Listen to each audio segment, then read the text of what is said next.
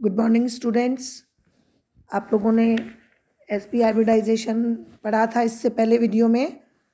आशा है आपको समझ में आया होगा और मज़ा भी आया होगा पढ़ने में। अभी नेक्स्ट हम sp2 हाइब्रिडाइजेशन लेते हैं। इस sp2 हाइब्रिडाइजेशन में एक s और दो p ऑर्बिटल मिलकर के तीन sp2 हाइब्रिडाइज ऑर्बिटल बनाते हैं जो समान ऊर्जा और समान शेप वाले होते हैं। ये 120 डिग्री के बॉन्ड एंगल पर एक ट्राइगोनल शेप में सिचुएटेड होते हैं, अभिविन्यासित होते हैं। अब इसको हम डायग्राम के द्वारा देखें तो देखो, एक स्फेरिकल एस ऑर्बिटल है, ये दो पी ऑर्बिटल हैं, पी एक्स पी वाई, ये मिलकर के तीन हाइब्रिडाइज ऑर्बिटल बना रहे हैं जो कि sp2 संकरित कक्षक है और एक दूसरे से 120 डिग्री पर सिचुएटेड है। ठीक है, ये तीनों हाइब्रिडाइज ऑर्बिटल बिल्कुल समान ऊर्जा स्तर के होते हैं। इसको समझने के लिए हम एग्जांपल लेंगे बोरोन ट्राइक्लोराइड मॉलिक्यूल का। अभी देखते हैं बोरोन ट्राइक्लोराइड कैसे बनता है। देखो, इसमें सेंट्रल एटम बोरोन है। बोरोन का इलेक्ट्रॉनिक विन्यास हमें देखना है, वो क्या होता है। बोरोन का इलेक्ट्रॉनिक विन्यास 1s2 2s2 2px1 2py0 और 2pz0 होता है। यानी टोटल कितने अनपेयर्ड इलेक्ट्रॉन है, टोटल इसमें 5 इलेक्ट्रॉन्स होते हैं। 1s2 में 2, 2s2 में और 2px में 1 इलेक्ट्रॉन होता है। एक्साइटेड स्टेट में अब क्या होगा कि 2s में से 1 इलेक्ट्रॉन एक्साइटेड होकर 2py में चला जाता है। तो इस तरह से s में अनपेयर्ड, 2s में अनपेयर्ड इलेक्ट्रॉन है, 2px में है और 2py में, ये तीनों ऑर्बिटल्स मिलकर के तीन sp2 हाइब्रिडाइज्ड ऑर्बिटल बना लेते हैं। अब बोरोन का हर sp2 हाइब्रिडाइज्ड ऑर्बिटल जो है वो क्लोरीन के अनपेयर्ड इलेक्ट्रॉन वाले pz, क्लोरीन में केवल एक ही pz ऑर्बिटल है जिसके अंदर अनपेयर्ड इलेक्ट्रॉन है, बाकी सब में इलेक्ट्रॉन पेयर मौजूद होता है। तो अनपेयर्ड इलेक्ट्रॉन वाले pz ऑर्बिटल से ओवरलैप करके 3 सिग्मा बॉन्ड बनाता है। अब इसको अपन डायग्राम में देखते हैं तो हमको पता लगेगा कि ये देखो डायग्राम, ये बोरोन है।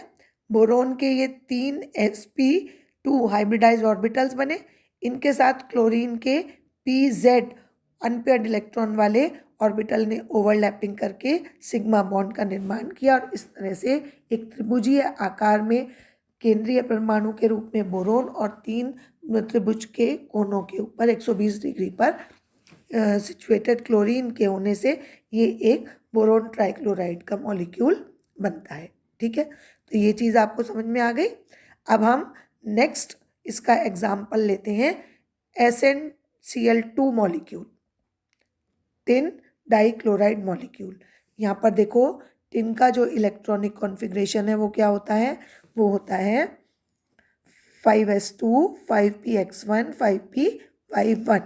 ठीक है, अब ये जो टिन का मॉलिक्यूल है इसमें इलेक्ट्रॉन एक्साइटेड होकर कहाँ चला जाएगा, 5s से ये एक्साइटेड स्टेट का वो हुआ। इसमें इसका इलेक्ट्रॉनिक विन्यास चूंकि 5s2 5p1 और 5px1 और ये है, इसलिए ये sp2 हाइब्रिडाइज होकर के 3 संकरित कक्षक बनाएंगे, जैसा आपको पता ही है क्योंकि sp2 के द्वारा हमेशा 3 हाइब्रिडाइज ऑर्बिटल बनते हैं। अब इन 3 हाइब्रिडाइज ऑर्बिटल में हमें कितने इलेक्ट्रॉन भरने हैं, 2 3 4, 4 इलेक्ट्रॉन हमको इसमें भरने हैं। ठीक है, तो इनमें क्या होगा कि sp2 हाइब्रिडाइज्ड ऑर्बिटल्स में से एक ऑर्बिटल में तो 2 इलेक्ट्रॉन रहेंगे, यानी इलेक्ट्रॉन पेयर के रूप में रहेगा, और बाकी दोनों में एक एक अनपेयर्ड इलेक्ट्रॉन मौजूद रहेगा। इन दोनों अनपेयर्ड इलेक्ट्रॉन वाले ऑर्बिटल्स के साथ में क्लोरीन के 2 एटम के जो pz ऑर्बिटल है जिनमें अनपेयर्ड एक एक इलेक्ट्रॉन है वो ओवरलैप करेंगे और वी शेप में कोणीय आकार का SnCl2 मॉलिक्यूल बन जाएगा। इसको देखो, डायग्राम से देखेंगे तो समझ में आएगा। ये ऑर्बिटल, ये टिन के ऑर्बिटल हैं 3 जो कि sp2 हाइब्रिडाइज्ड हैं।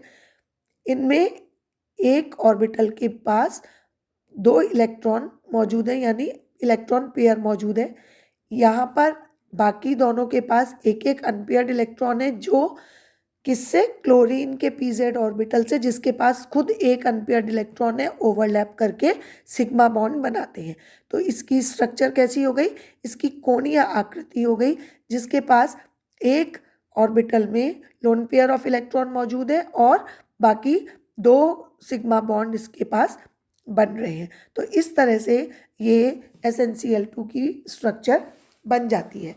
इसके अलावा कुछ मॉलिक्यूल्स और भी हैं जिनमें कि ये हाइब्रिडाइजेशन पाया जाता है, जैसे कि सल्फर डाइऑक्साइड, कार्बोनेट आयन,